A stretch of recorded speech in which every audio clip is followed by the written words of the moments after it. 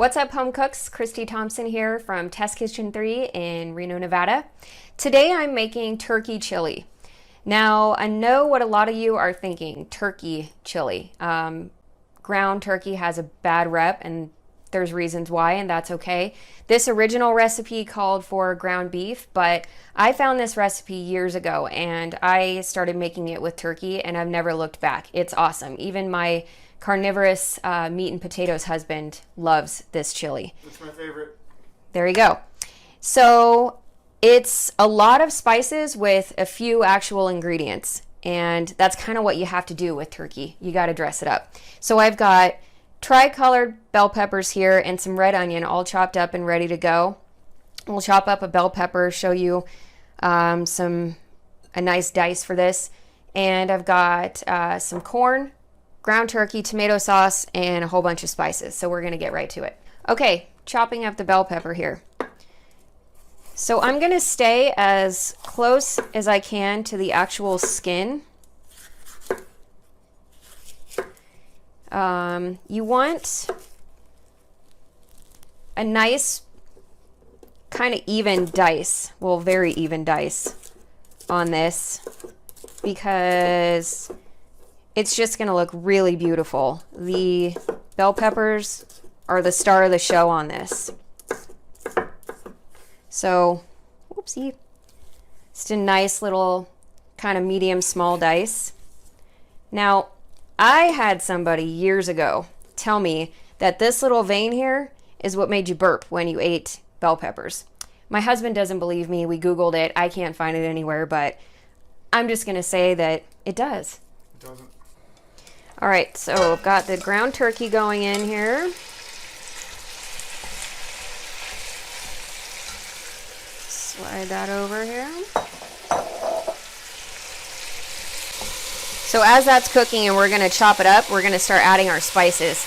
Now, I got to tell you, I'm going to do a recipe for this, but this is a lot of a little bit of this and a little bit of that. I've been making this for so long that I kind of know what works, but you may have to play with it a little bit, and that's okay. So we're going to go with some onion powder. Roughly a tablespoon. I'm making a double batch, by the way. This freezes beautifully, and again, I have 3 kids. I'm all about making things and freezing them. This is one that holds up really, really nice. So, garlic powder here. How much are you putting in each of these? That's about a tablespoon, I would say. Steak seasoning that has kind of a little bit of everything in it. Lots of salt and pepper in there. Again, that's, yeah, about a tablespoon. Cumin, we're going to go pretty heavy on for cumin. If you just want to look in here too, you can see.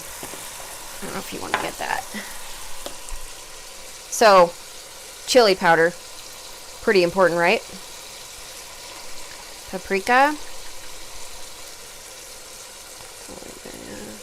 Come on.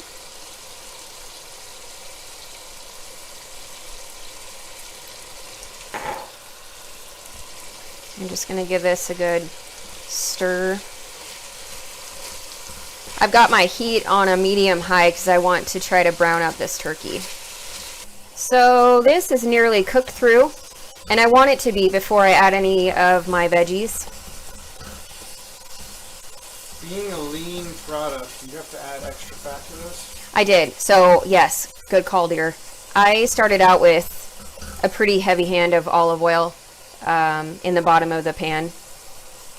That's the thing about turkey. I make turkey burgers, turkey meatloaf even, which scares the daylights out of my dear husband, I know. But it's all about adding fat and flavor to it, and then you don't get that dry, horrible, cardboard turkey.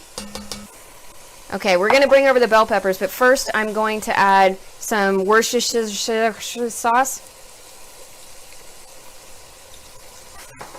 And just a tiny bit of Tabasco. I like this really spicy, but between the kids and my husband being a bit of a girl, I only do a little dash. Go heavy on the barbecue sauce. I know, weird ingredient. Also, I used to put beer in this chili, and I put beer in it when I have it, and I leave it out when I don't. It's not a key ingredient, but it adds a nice flavor. My brother was just here and he drank the last of the Sam Adams, which is a really good beer to put in here. So thanks for that one, Greg. Okay, let's go in with our veggies. So we've got all these bell peppers and red onion. I have 2 packages of turkey and 1 each of yellow and orange bell pepper, and then I do 2 red bell peppers and about 1 small red onion. So I'm gonna let this sweat out. And in the meantime, I noticed that some of you were admiring my new shirt. You can find this now on homecooksclub.com. So I'm gonna add my corn, about a cup.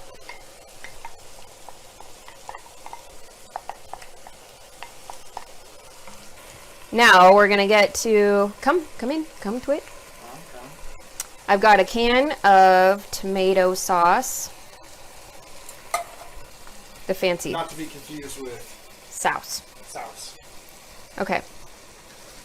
And now I've got some chicken stock. Now, here's the thing about this. I'm adding chicken stock just to soup this up a little bit. So, I mean, again, I'll put it in the recipes for quantity, but that is going to be kind of up to you of how soupy you like your chili. We like ours pretty hearty. Well, straight tomato sauce needs to be cooked. You can tell the bright yellow color of it is very fresh tomato. And if you're cooking anything with tomato, you really got to cook it down. As we both learned in culinary school, the browner the better. This is going to simmer away here, and in a perfect world, I would leave this for probably an hour. For sure. Okay, so this is the consistency that I'm looking for here. It's, you know, kind of loose, but it's still chili. So we're just going to let that puppy go. Okay, folks, well, this chili has been simmering away, and this is our final product. It's such a pretty dish, and it's good year-round. Really hearty in the wintertime, and still pretty light and fresh for summer. My family loves it. I hope you will too. If you liked what you saw here today, please go ahead and hit like and subscribe to our YouTube channel, and like us on Facebook and follow us on Instagram. Thanks, guys.